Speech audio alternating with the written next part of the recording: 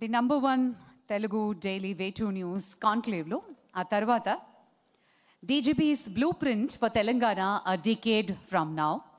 It gives us great pleasure to welcome our Honorable Director General of Police, Telangana, Shri CV Anand Garni, Savininga Vedik Medika Ahwanistunam.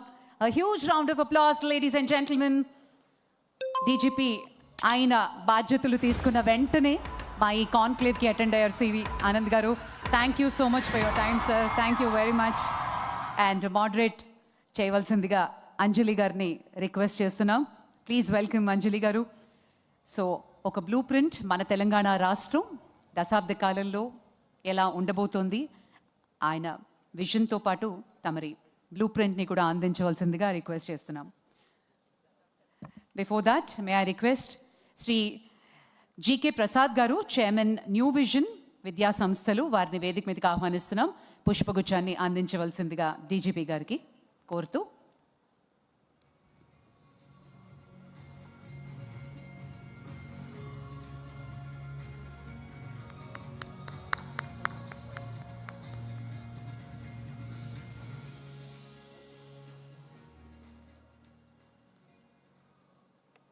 Thank you, sir. Thank you so much. Over to you, Anjali Garu.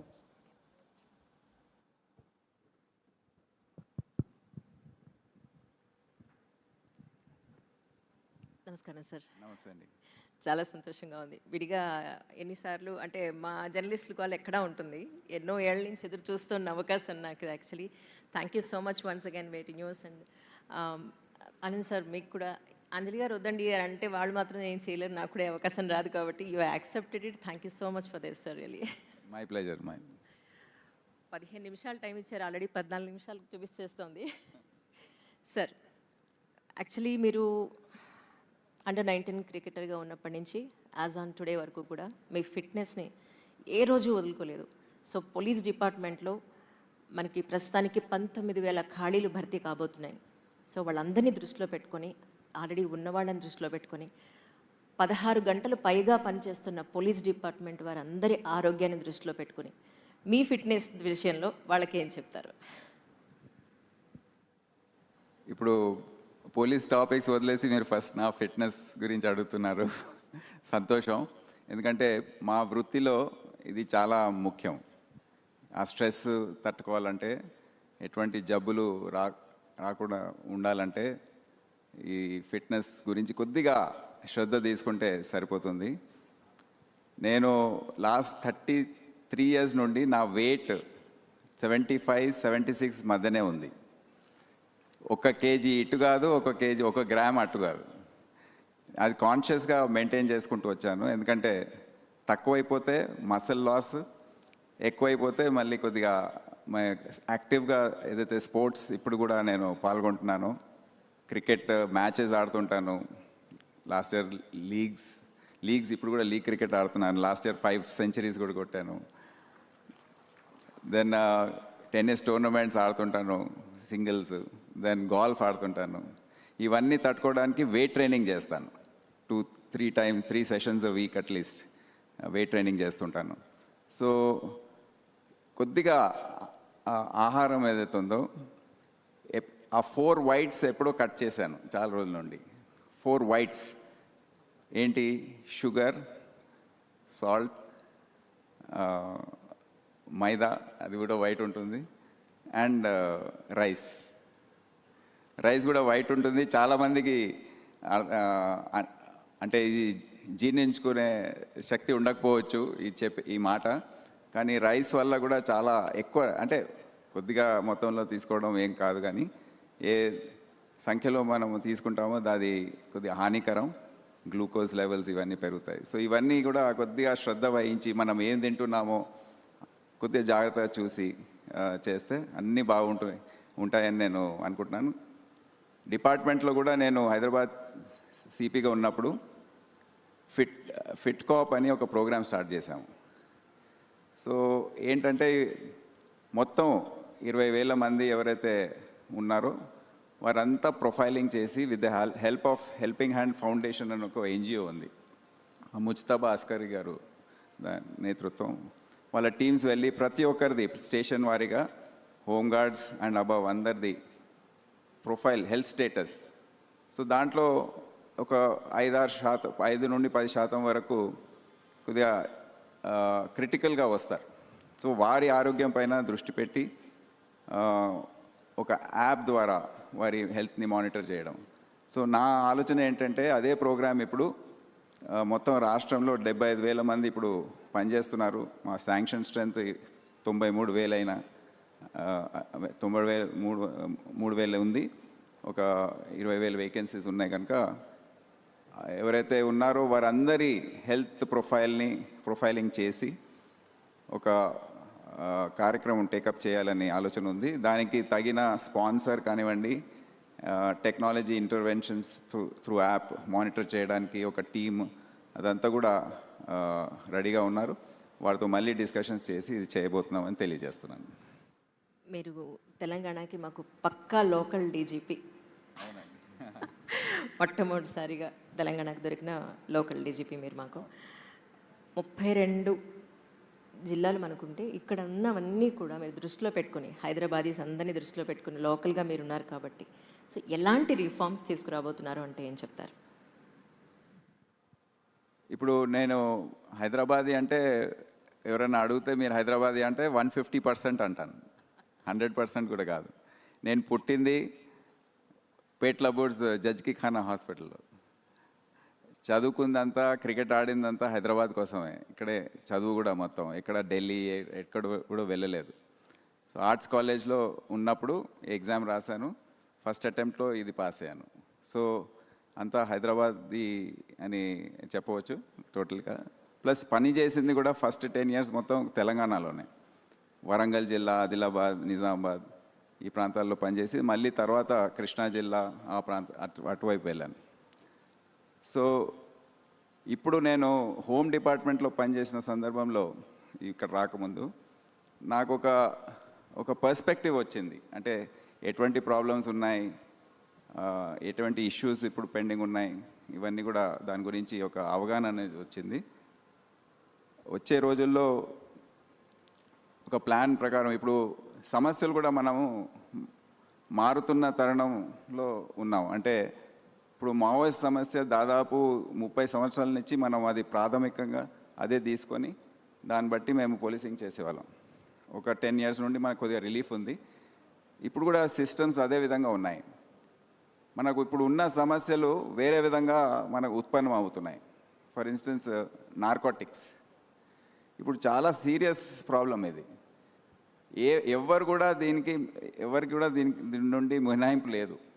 మన పిల్లలు బయటికి వెళ్తున్నప్పుడు అసలు సేఫ్గా ఉంటారా లేదా అనే అనుమానం, భయం అసలు అన్ని వర్గాల్లో, సంపన్నులుగా వాళ్ళకి ఇంకెక్కువ, మిడిల్ క్లాస్, వేరే వర్గాలు కూడా అందరికీ ఈ సమస్య చుట్టుకుంటుంది. గ్రామీణ ప్రాంతాల్లో ఈ సమస్య విస్తరించిందని మనకు అందరు తెలుసు, టౌన్స్లో, సిటీస్లో. సో ఇది మనకు పోలీస్కి, సమాజానికి ఇది చాలా ఉన్నతమైన ఒక ఛాలెంజ్గా మారింది. ఫస్ట్ అది చూసుకునే అవసరం ఉంది. దాని తర్వాత సైబర్ నేరాలు అవి కూడా చాలా పెరిగాయి. ఇప్పుడు 2-3 దోపిడీలు జరిగాయి. ప్రాపర్టీ పోయింది ఎంత, 50 లక్షలు 20 లక్షలు మ్యాక్సిమం అంత. కానీ చాలామంది కోట్లల్లో నిమిషాల్లో పోగొట్టుకుంటున్నారు.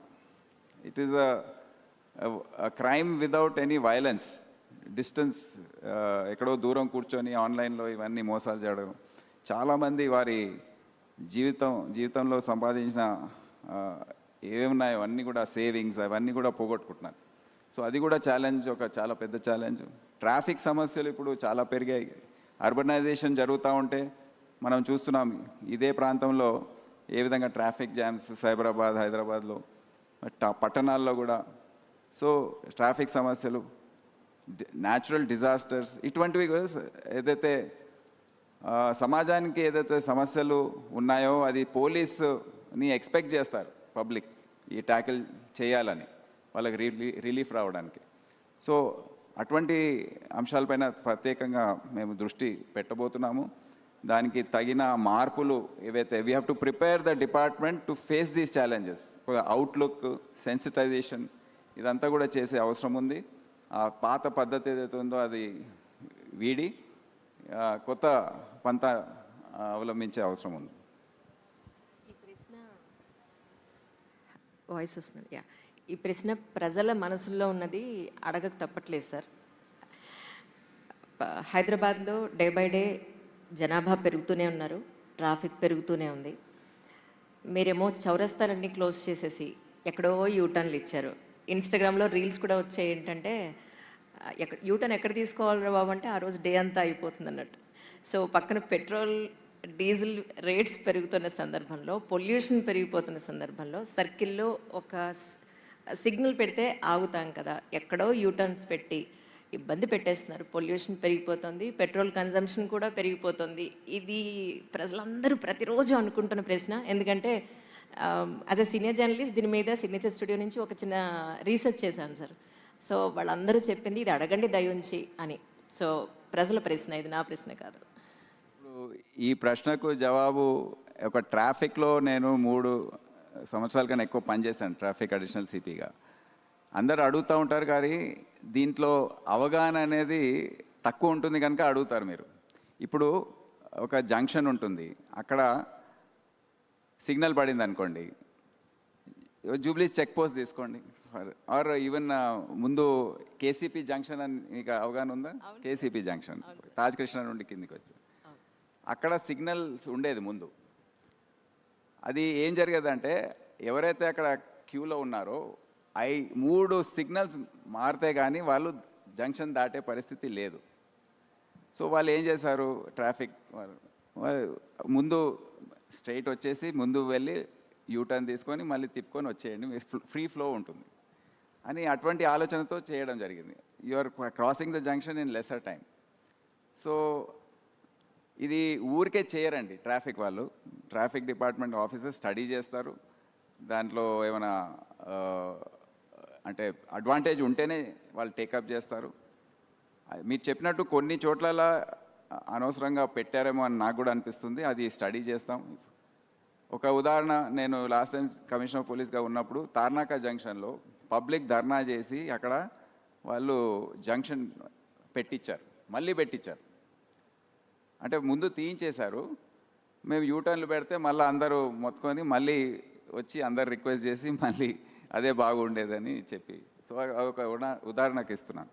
సో ఈ విధంగా ఉంటుంది. చాలా technical subject, traffic flows, traffic volumes అనేది అర్థం చేసుకోవడం చాలా కష్టం. It's a very technical. మేము కొద్దిగా ప్రొఫెషనల్స్ సహాయం తీసుకొని ఈ ఒక traffic management and road safety bureau అనేది రాష్ట్రంలో ఏర్పాటు చేయమని ముఖ్యమంత్రి గారు కూడా ఆదేశాలు ఇచ్చారు. ఎందుకంటే ఈ సమస్య ప్రజలకు ఇప్పుడు ఇబ్బందికరంగా మారింది కనుక ఒక రాష్ట్ర వ్యాప్తంగా ఏవైతే ట్రాఫిక్ ప్రాక్టీసెస్ ఉన్నాయో, అంటే ఎన్ఫోర్స్మెంట్ కానివ్వండి, ఇంజనీరింగ్ కానివ్వండి, ఎడ్యుకేషన్, ట్రాఫిక్ గురించి, రూల్స్ గురించి, రోడ్ సేఫ్టీ, దాదాపు 7,500 మంది ప్రతి సంవత్సరం చనిపోతున్నారు రోడ్ యాక్సిడెంట్స్లో మన రాష్ట్రంలో. దేశవ్యాప్తంగా 1,75,000 మంది వాళ్ళ ప్రాణాలు కోల్పోతున్నారు రోడ్ యాక్సిడెంట్స్లో. సో ఇది పూర్తిగా నివారించకపోయినా కొద్దిగా కంట్రోల్ తీసుకొచ్చి కొద్దిగా డిసిప్లిన్ తీసుకురావాలంటే రాష్ట్ర వ్యాప్తంగా ఒక బ్యూరో ద్వారా స్టాండర్డైజ్ ప్రాక్టీసెస్, ఏవైతే రోడ్స్ టర్నింగ్స్ ఎక్కడైతే జరుగుతున్నాయో యాక్సిడెంట్స్, అన్ని హాట్స్పాట్స్ లాగా ఐడెంటిఫై చేసి అక్కడ ఏమైనా ఇంజనీరింగ్ చేంజెస్ తీసుకురాగలిగితే అది చేయడం, ఇవన్నీ కూడా మేము ఇప్పుడు ప్రతిపాదిస్తున్నాం. ఆ బ్యూరో తొందరలో ఏర్పాటు కాబోతుంది. దానికి తగిన రిసోర్సెస్, దాంట్లో ఇంజనీర్స్, R&B నుండి, ట్రాన్స్పోర్ట్ నుండి వీళ్ళందరూ కూడా ఉంటారు.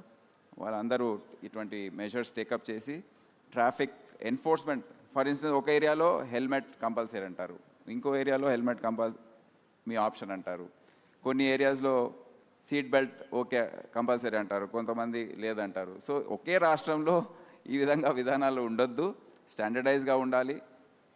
అండ్ సీట్ బెల్ట్ గురించి కూడా front seat okay, back seat అవసరం లేదంటారు. కానీ యాక్సిడెంట్స్లో ఎక్కువ శాతం చనిపోయేది బ్యాక్ సీట్ వాళ్ళే. కంపల్సరీగా బ్యాక్ సీట్ వాళ్ళు కూడా సీట్ బెల్ట్ వేసుకోవాలి, అప్పుడే ప్రాణాలు మనం కాపాడుకునే పరిస్థితి ఉంటుంది. సో ఈ విధంగా ఈ బ్యూరో కూడా ఏర్పాటు కాబోతుంది. సో ఇప్పుడు వాహనాల సంఖ్య రోజు రోజుకి పెరుగుతూ ఉంది కనుక మనము అన్లెస్ వేరే పబ్లిక్ ట్రాన్స్పోర్ట్ పెరిగితే కానీ మనకు సమస్య కొద్దిగా తక్కువ అయ్యే అవకాశం లేదు.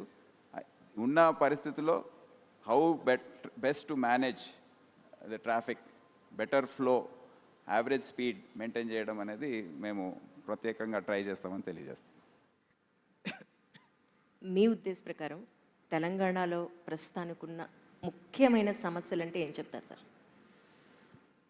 పోలీస్ పరంగానా? అదే ఇప్పుడే మెన్షన్ చేశాను కదా, మాకు దేశవ్యాప్తంగా ఉన్నట్టు నార్కోటిక్స్, డ్రగ్స్ సమస్య చాలా చాలా తీవ్రంగా ఉంది. అది అంటే ఇప్పుడు ఈగిల్ ఫోర్స్ ఏదైతే ఉందో వాళ్ళు చేసే వర్క్ కొన్ని యూనిట్స్లో ఈ హైదరాబాద్, సైబరాబాద్, మల్కాజ్గిరి వాళ్ళ ఎస్ఓటీస్, వాళ్ళ టాస్క్ ఫోర్సెస్ చేసే పని ద్వారా కొద్దిగా కంట్రోల్ ఉంది, మంచి మంచి గ్యాంగ్స్ పట్టుకుంటున్నారు. కానీ రాష్ట్రంలో అందరూ ఎస్పీలు, సిపిలు అందరూ దీంట్లో వాళ్ళ సహాయం అందించే అవసరం ఉంది. వాళ్ళు కూడా ఈ డ్రగ్స్ పైన ఒక యుద్ధం లాంటిది చేస్తే కానీ మనకు ఇది కంట్రోల్ కాదు. ఇదే కాకుండా సైబర్ క్రైమ్ చెప్పాను, ప్లస్ రొటీన్ క్రైమ్ ఏదైతే ఉంటుందో అది తప్పకుండా అది వాచ్ చేయవలసిందే. అండ్ ఈ రోడ్ యాక్సిడెంట్స్, ట్రాఫిక్ మేనేజ్మెంట్ అనేది మాకు సమస్యగా ఉంటాయని, ప్రయారిటీస్గా ఉంటాయని నేను తెలియజేస్తాను. ఎస్పెషల్లీ డ్రగ్స్ పాయింట్ ఆఫ్ వ్యూలో సార్, స్కూల్స్, కాలేజెస్ వరకు కూడా చాలా ఫ్రీక్వెంట్గా దొరుకుతున్నాయని. సో దీనికి సంబంధించి నేను కాలేజెస్కి వెళ్ళి కనుక్కున్నప్పుడు ప్రైజ్ మనీ కనుక పెడితే ఎవరైనా ఇలా పట్టుకోండి, ఎవరైనా ఇలా కనుక సప్లై చేస్తుంటే మాకు ఇన్ఫర్మేషన్ ఇవ్వండి, ఫోటో కానీ వీడియో కానీ ఇన్ఫర్మేషన్ ఏదైనా మాకు చెప్పండి, సో పిల్లలు ముందుకు వస్తారు అనేది చాలామంది స్టూడెంట్స్ అనడం జరిగింది. సో డ్రగ్స్ పాయింట్ ఆఫ్ వ్యూలో నెక్స్ట్ జనరేషన్స్ లాస్ అవ్వకుండా ఉండాలంటే మీరు తీసుకునే రిఫార్మ్స్ అంటే ఏం చెప్తారు సార్? ఇప్పుడు మనం అత్యంత ఆందోళన కలిగించే విషయం ఇప్పుడు మన ఎడ్యుకేషనల్ ఇన్స్టిట్యూషన్స్లో ఏదైతే విస్తరిస్తుందో ఈ డ్రగ్స్ సమస్య, అది మనం దాని గురించి చాలా ఆలోచించే అవసరం ఉంది. ముఖ్యంగా ఈ యాంటీ డ్రగ్ కమిటీస్ ఏవైతే ఉన్నాయో ప్రతి ఎడ్యుకేషనల్ ఇన్స్టిట్యూషన్లో కంపల్సరీగా మ్యాండేటరీగా ఉండే విధంగా ఇప్పుడు ముఖ్యమంత్రి గారి స్థాయిలో కూడా డిస్కషన్ జరిగాయి. మేము కూడా నేను ఈగిల్ వాళ్ళ డిపార్ట్మెంట్ రివ్యూ చేశాను, ఆదేశాలు ఇచ్చాను. ఇప్పుడు వర్క్ స్టార్ట్ అయింది. కొత్త జియో మేము తీసుకురావాలి. దాంట్లో it will make it compulsory for all educational institutions to have this anti-drug committee. We may call it safety clubs or whatever name it is given. అయితే వాళ్ళ బాధ్యత అవుతుంది ఇప్పటి నుండి. అడ్మిషన్ తీసుకోకముందు పిల్లల ద్వారా అండర్టేకింగ్, పేరెంట్స్ అండర్టేకింగ్ తీసుకునే అవసరం ఉంటుంది కంపల్సరీగా. తర్వాత అటువంటి యాక్టివిటీ ఏదైనా ఇన్స్టిట్యూషన్స్లో జరిగితే, స్కూల్, కాలేజెస్, యూనివర్సిటీస్, ఆ ఇన్స్టిట్యూషన్ మేనేజ్మెంట్ బాధ్యత అవుతుంది. వాళ్ళు ఒక కమిటీ పెట్టుకోవాలి. యాంటీ ర్యాగింగ్ కమిటీస్ ఉండేది గతంలో, అదే స్థాయిలో అదే విధంగా యాంటీ డ్రగ్ కమిటీస్ కూడా ఉండాలి. వాళ్ళు రిపోర్ట్ చేయాలి. ఎందుకంటే మేము లోపల వెళ్ళి కనుక్కునే అవకాశం మాకు లేదు. దురదృష్టవశాత్తు ఈ ఎడ్యుకేషన్ ఇన్స్టిట్యూషన్స్ వాళ్ళకి తెలిసినా బయటికి చెప్పట్లేదు. ఎందుకంటే వాళ్ళకు రెప్యుటేషన్ లాస్ అవుతుందని. మాకు చెడ్డ పేరు వస్తుంది, మా స్కూల్కి చెడ్డ పేరు వస్తుంది, ఇక్కడ డ్రగ్స్ దొరుకుతాయి, పిల్లలు డ్రగ్స్ తీసుకుంటున్నారంటే ఎవరు అడ్మిషన్కి రారు అనే ఇటువంటి ఆలోచనతో వాళ్ళు బయట చెప్పట్లేదు. కానీ government will make it mandatory for them to disclose this. మాకు వేరే కేసెస్లో, వేరే ఇన్వెస్టిగేషన్లో దర్యాప్తు చేసే సమయంలో వాళ్ళ ఇన్స్టిట్యూషన్కి సంబంధించిన ఏదైనా దొరికితే తప్పకుండా వారిపైన యాక్షన్ తీసుకోవడం జరుగుతుంది ఫ్రమ్ గవర్నమెంట్ సైడ్. either అంటే whatever charges we have to decide what type of punishments have to be given. So ఇవన్నీ చేస్తే కానీ ఎడ్యుకేషనల్ ఇన్స్టిట్యూషన్లో పిల్లల పట్ల మనము అజాగ్రత్తగా ఉండే అవకాశం లేదు. సో ఈ జాగ్రత్తలు తీసుకునే అవసరం ఎంతైనా ఉందని. ఇదే కాకుండా అవగాహన కార్యక్రమాలు, అవేర్నెస్ సెషన్స్ ఇంకా విస్తృతంగా ప్రతి వాడలో వెళ్ళి చెప్పడము, ప్రతి ఏరియాలో వెళ్ళి చెప్పడము, ప్రతి జిల్లా ఎస్పీ, కమిషనర్ ఆఫ్ పోలీస్ వాళ్ళు టేకప్ చేయడము, ఇది అంతా చేయాలని అనుకుంటున్నాము. అంటే ఎడ్యుకేషనల్ ఇన్స్టిట్యూట్స్ చుట్టూ ఉన్న ప్రజలు కూడా మాకెందుకులేని వదిలేయకుండా మీ వరకు తీసుకొస్తే వాళ్ళ వంతు బాధ్యతగా బాగుంటుందేమో అనుకుంటున్నాను సార్. అవును, ఎడ్యుకేషన్ అక్కడ ఇప్పుడు పాన్ షాప్స్ కూడా ఉన్నాయి పక్కకు. పాన్ షాప్స్లో కూడా దొరుకుతున్నాయి. సో మొన్న కొన్ని రోజుల క్రితము హైదరాబాద్ సిటీలో కొన్ని ప్రాంతాల్లో ఈ పాన్ షాప్స్ అన్నీ చెక్ చేసి చాలా మెటీరియల్ సీజ్ చేశారు. సో ఆ విధంగా ఈ ఇన్స్టిట్యూషన్స్ చుట్టుపక్కల పరిసర ప్రాంతాల్లో ఏది కూడా ఉండకుండా చర్యలు తీసుకునే దిశలో మేము వెళ్తున్నాం. ఎస్హెచ్ఓస్ అందరినీ విమన్ పెట్టారు, ఎందుకు అని అంటే దానికి రీజన్ ఏమిటి అంటే ఏం చెప్తారు? అందరినీ విమన్ పెట్టారు యాక్చువల్లీ. అందరినీ పెట్టలేదు. పర్సంటేజ్ వైస్ నాకు షాక్ అనిపించింది. నేను ఫస్ట్ టైం సిపి అయినప్పుడు 2022లో 21 ఎండ్లో చూస్తే 174 సంవత్సరాల చరిత్రలో హైదరాబాద్ సిటీ పోలీస్ 1847లో ఫస్ట్ స్టార్ట్ అయింది. ఒక్క ఉమెన్ లేడీ ఆఫీసర్ కూడా ఎస్హెచ్ఓగా వేయలేదు. ఎవరు కూడా పోలీస్ స్టేషన్కి ఎస్హెచ్ఓగా పనిచేయలేదు.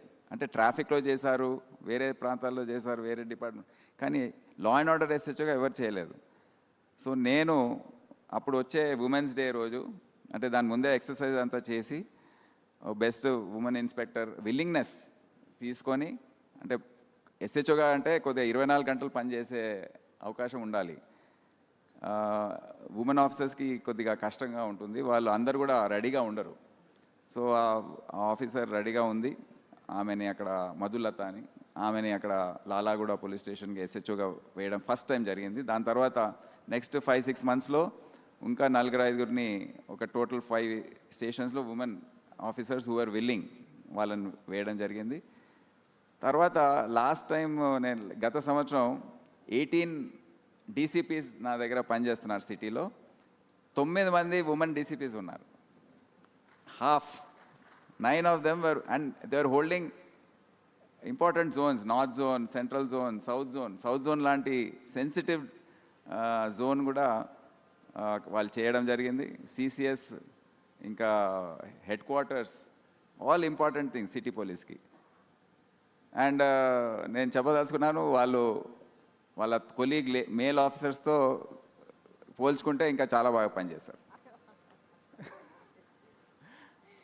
సో దట్స్ వై కొద్దిగా వీ షుడ్ నాట్ డిస్క్రిమినేట్. ఇప్పుడు ఉమెన్ ఎస్ఐస్ వాళ్ళు వచ్చిన సందర్భంలో కూడా లాస్ట్ బ్యాచ్ 98 ఎస్ఐస్ వచ్చారు హైదరాబాద్ సిటీలో. దాంట్లో 32 మంది ఉమెన్ ఎస్ఐస్ ఉన్నారు. వాళ్ళు ఫస్ట్ రిక్వెస్ట్, కొంతమంది ఫస్ట్ డే వచ్చి, సార్ మాకు సైబర్ క్రైమ్లో వేయండి, ఐటీ సెల్లో వేయండి, సిసిఎస్లో వేయండి. ఎందుకమ్మా అంటే, సార్ పెళ్ళి కావట్లేదు, లేకపోతే ఇంట్లో ఒప్పుకోవట్లేదు, లేకపోతే ఆల్రెడీ పెళ్ళి అయిన వారు భర్త ఒప్పుకోవట్లేదు. నేను అందరినీ పిలిపించి కౌన్సిలింగ్ చేశాను. ఫస్ట్ పోస్టింగ్ క్వశ్చన్ లేదు, మీరు ఫీల్డ్లో వెళ్ళవలసిందే, ధైర్యం తెచ్చుకోవాలి.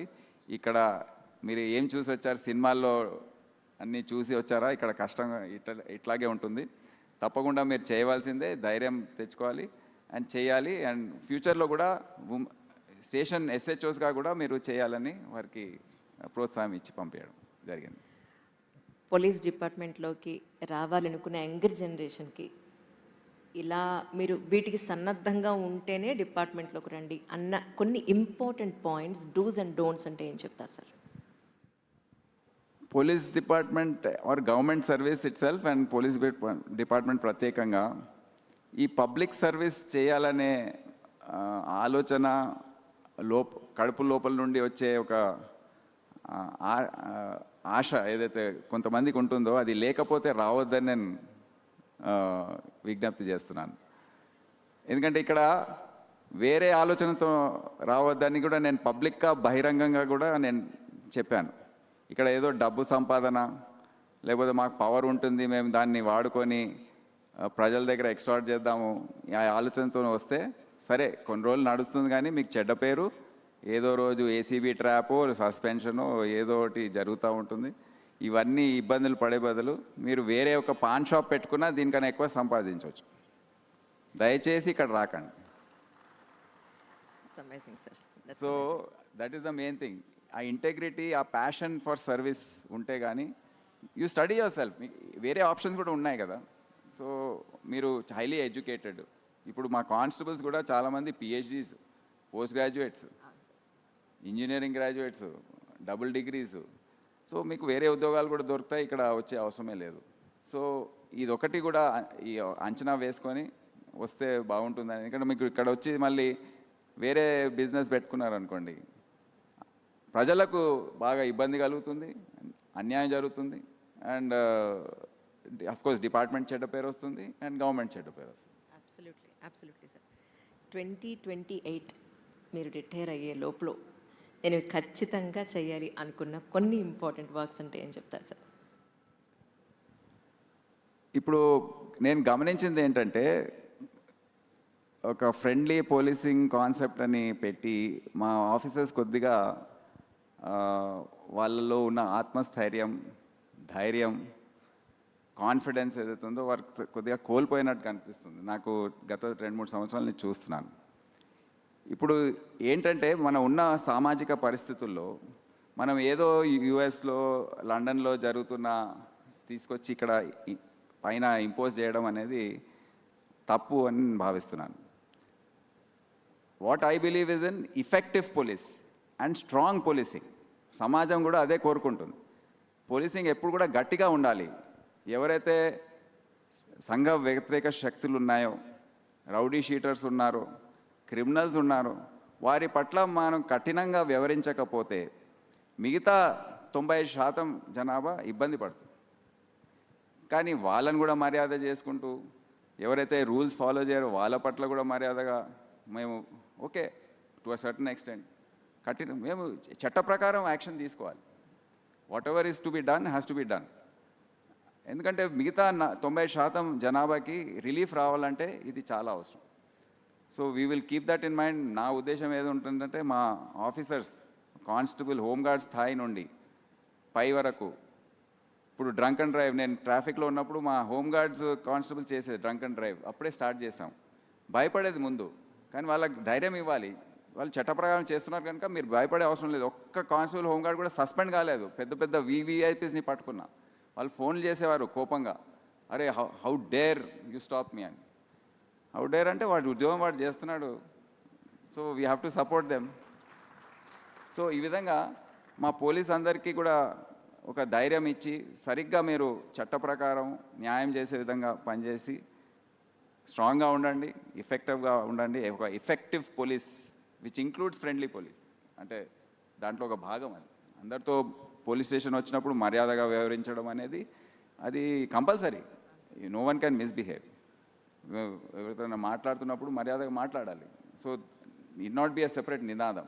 కానీ మేము ఎఫెక్టివ్గా, గట్టిగా పనిచేయాలని నేను ఏం చేస్తానని తెలియజేస్తాను. That's very nice sir. Really ఇచ్చిన టైం ప్రకారం ఇంకొక ప్రశ్నతో ముగిస్తాను సార్. వాళ్ళు టైం ఎక్స్టెండ్ చేశారు. Thank you so much. Really yes sir, ఈ క్వశ్చన్ సరిపోతుంది మనకి. యాక్చువల్లీ మీ ఉద్దేశం ప్రకారం మీరు పోలీస్ డిపార్ట్మెంట్లోకి ఐపీఎస్ అయిన తర్వాత వచ్చాక మీరు ఒక ఎయిమ్ పెట్టుకునో, నేను ఇలా ఉండాలి అనో అనుకున్న దానికి ఇప్పుడు ఇంకొక 2 years రిటైర్ అయ్యే ఈ జర్నీ అంతా చూసుకుంటే ఒక సివిల్ సర్వెంట్ బాధ్యత చాలా పెరిగింది అని అనిపించిందా మీ ఉద్దేశ ప్రకారం? సమాజంలో వాల్యూ తగ్గింది అని అనిపించిందా అంటే మీరేమంటారు సార్? సమాజం అనేది మారుతూ ఉంటుంది. అది ఇప్పుడు ఆ రోజుల్లో ఉన్న సామాజిక విలువలు ఇప్పుడు ఉండకపోవచ్చు. అంటే ఏదో చెడ్డగా అయిపోయానని చెప్పట్లేదు. అది జనరేషనల్ చేంజ్. ఇప్పుడు జెన్ జీ, ఆల్ఫా అంటున్నారు. ఇప్పుడు వారు మన ఇంట్లోనే చూస్తున్నాం మనం ఏ విధంగా వ్యవహరిస్తారు. అదే సేమ్ రిఫ్లెక్షన్ మేము సర్వీస్లో మా కానిస్టేబుల్స్లో, ఆఫీసర్స్లో, ఎస్ఐల్లో, ఐపీఎస్ ఆఫీసర్స్లో కూడా చూస్తున్నాం. సో వాళ్ళ ఆలోచన తీరు వేరే. వాళ్ళకు ఉన్న ఇన్ఫర్మేషన్ మాకు ఆ రోజుల్లో దాంట్లో 5-10% కూడా ఉండకపోవచ్చు. వాళ్ళకి ఇప్పుడు ఏదైతే వాళ్ళు సోషల్ మీడియాలో ఇదంతా చూస్తుంటారో వాళ్ళకు చాలా ఎక్కువ ఇన్ఫర్మేషన్ వాళ్ళ దగ్గర ఉంది. వారు ఏ విధంగా అయితే ఇష్యూస్ని చూస్తారో, అర్థం చేసుకుంటారో, totally it's different from what we use to perhaps. So ఇది అర్థం చేసుకోవాలి. ఓవర్ 35 years, నేను నా 35th year సర్వీస్, 3.5 decadesలో అప్పుడు ఈ విధంగా ఉండేది. ఇప్పుడు చూసుకుంటూ వచ్చాం. So we should have the empathy and the large heartedness to understand ఈ మార్పు ఏదైతే ఉందో. ఓకే, ఇప్పుడు ఈ ఈ ఎస్పీ ఈ విధంగా వ్యవహరిస్తున్నాడు, ఎందుకు ఊరికే ఆయన వెంట పడద్దు, ఆయన ఆయన జనరేషనే ఆ విధంగా ఆలోచిస్తుంది. సో కొద్దిగా ఎంపతితో కొద్దిగా అకామిడేషన్ చేస్తూ వారిని గైడ్ చేసి సరైన దారిలో పెట్టడం అనేది ఉద్దేశంగా ఉంటుంది. అండ్ కొద్దిగా నేను ఏసీబీలో కూడా పనిచేశాను, అప్పుడు చాలా కంప్లైంట్స్ వచ్చేది, ఆలోచించేది నేను, అది ఎందుకు ఇంత తొందరపడుతున్నారు వీళ్ళు, ఏంటి, ఎందుకు, అవసరమా, కానీ వాళ్ళ ఆలోచన వేరే తీరుగా ఉంది. మేము ఆ రోజుల్లో ఇప్పటివరకు ధైర్యం కూడా చేయలేదు. ఓకే, సో ఈ విధంగా we have to understand, put them on the right path.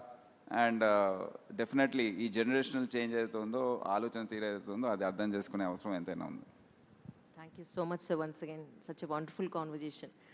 మరొక్కసారి వేటు న్యూస్ వారికి కూడా నా ధన్యవాదాలు తెలియజేసుకుంటున్నాను. Thank you sir, once again thank you so much. Thank you very much, sir. DGP's blueprint for Telangana a decade from now. ఈ అద్భుతమైన session మీ